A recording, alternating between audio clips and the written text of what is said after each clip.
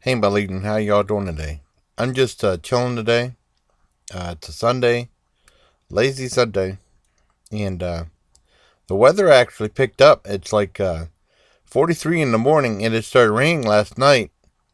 You can hear the snow melting off the roof, and over the last couple of days, you can hear it like falling off the roof. And the trailer, uh, it's pretty loud, but it's cool. It's melting after all the snow accumulation over the last 2 weeks on the cold temperatures. It's supposed to stay in the 20s and 30s all week, with off and on rain showers and snow showers this week, so hopefully it'll be alright. Well, anyways, I'm here today with a review of Logan's Run. I saw that last night on TCM, Turner Classic Movies, right? And it was part of their underground thing that they have. It used to be on Friday nights at like 2 or whatever, at 2 to 6, and then they have like short subjects. It depends on how long the movie is. They had Maximum Overdrive, which I've seen a million times. I own a DVD, and Logan's Run, which is one of my favorite movies from the 70s. It was on. It's like an hour and 58 minutes. And basically, what this is a futuristic society where no one's allowed to live over the age of 30. And I'm 46, so that'd be bad for me. Well, anyways, uh, they have like this big group thing, and Michael York stars in it. They have this big group thing. Whenever someone turns the age of 30, they have to go to something called the carousel. And like this big round thing, and like there's all these effects, and then these guys, like, they show them floating in the air, and then they show them like sparks fly off their body like they're exploding. And it says they're being renewed and becoming like babies again.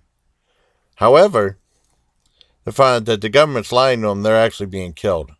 That's not really a big revelation. I mean, that's not a spoiler alert. That's just the way the government lies to you and stuff like that. Well, anyways, Michael York plays someone called a Sandman.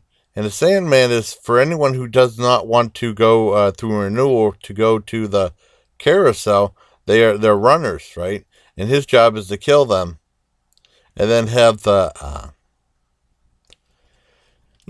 come get the bodies after they've been killed. And there's a whole group of them, and he's one of the ones that I associate Logan's Run with Michael York.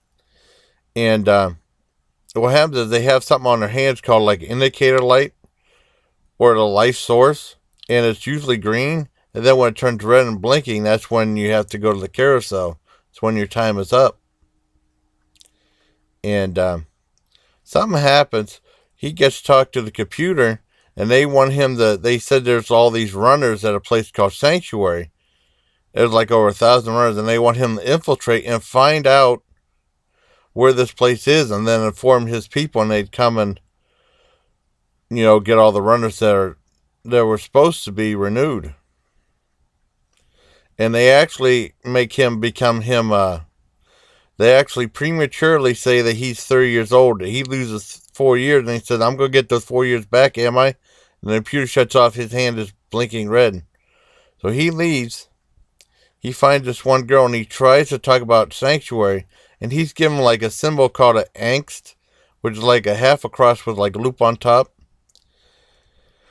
And they say they know he's a Sandman. They say he's lying, and then they go through all these different not layers, but they go deeper and deeper into the city, and all these different bizarre parts of the film, to find out where Sanctuary is. Now it's really well known for how great their sets are. Their effects are cool. There's lots of miniatures in the movie because it's 1975.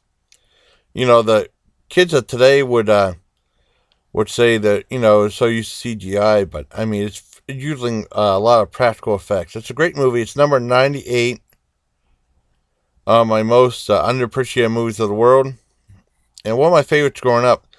And also, along with Michael York, there's also Farrah Fawcett Majors in it, and also Peter Ustinov. And it's weird because usually he's like he usually uses the same voice all the time, and he doesn't. And he uses a different voice. He kind of sounds like Mr. Magoo. It's not the best character it is, but I mean, aside from that, it's a really good movie. It's very trippy, very bizarre type of soundtrack to it. But it's a great movie. And I remember as a kid, I think I saw the movie on CBS, and then I really remember there was a TV show that didn't last that long on CBS also, because if you remember Planet of the Apes, there was a spin-off Planet of the Apes show that I remember seeing when I was like first, second grade or something like that in kindergarten, which I really liked. I think it became after Battle for the Planet of the Apes, because the Battle for Planet of the Apes, the fifth in the Apes movie, because there was like 5 back then, and actually the one that really resembles the TV show the most, I think after that it became a TV show, but Logan's Run came after.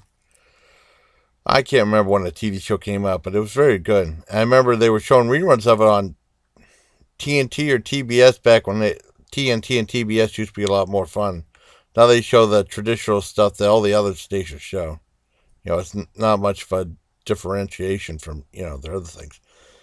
But I really enjoyed Logan's Run. I don't want to give anything away, but he's just on that quest to find sanctuary.